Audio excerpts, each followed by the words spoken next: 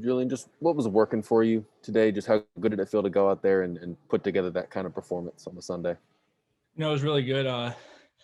Lost command there a couple of times, but to go 5 2/3 with not my best stuff is really good to set the team up in a good position to get a win. Michael? Julian, what's more difficult, doing what you just did out on the field or conducting a TV interview while you have teammates waving a sight in front of your face and carrying battle axes? I think definitely in the interview. It was definitely like visceral emotions came over me there. So with Brady and West Ham behind me with the battle axe and the scythe, definitely thinking a little more, trying to talk when on the mound, just no think and just go. But I wanted to ask you a little bit of a more serious question. Obviously you talk about today not necessarily having your best stuff, and you're in situations where maybe you walk a guy or two. And how do you sort of, I guess, regroup in those situations and work your way out of that?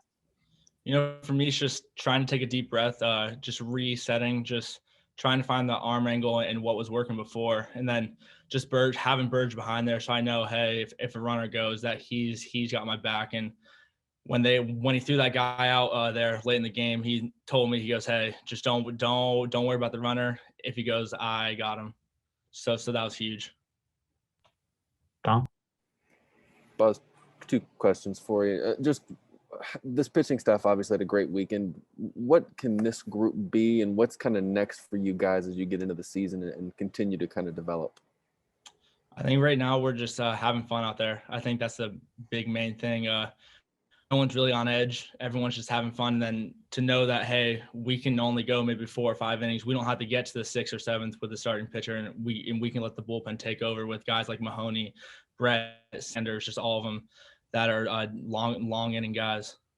And how good, obviously you did something similar opening weekend. You didn't get out of the 4th inning though with that blister. Just how good did it feel to get to the 6th inning and give your team that lift and not give up a hit?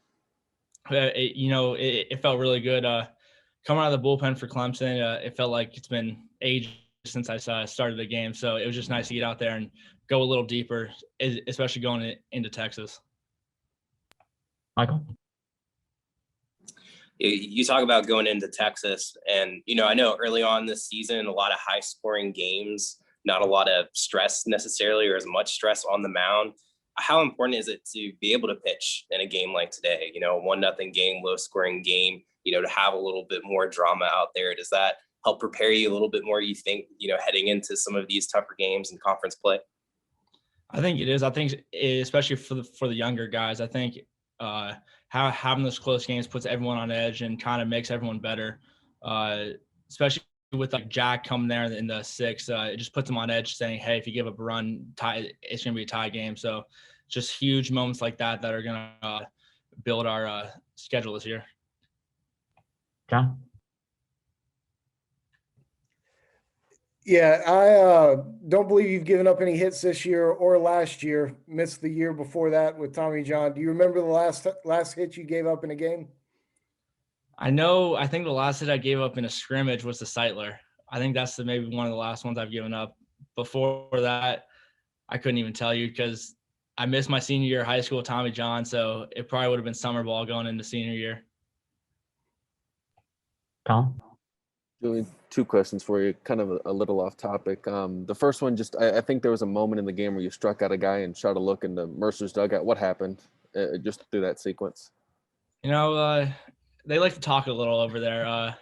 So it's just one of those moments where I made a good pitch, ended the inning on a strikeout. So it's just one of those stare guns that you give when you're feeling good. And what's the secret? I think you come out to a Jay-Z/Kanye West song. Is there a science or a secret to picking a good walk-up song? I think everyone's different. I think me and Brett both have like Kanye, Jay-Z songs. So, and then Far's on the other end of the spectrum with Kesha. So it's just whatever makes you feel relaxed and calm out there.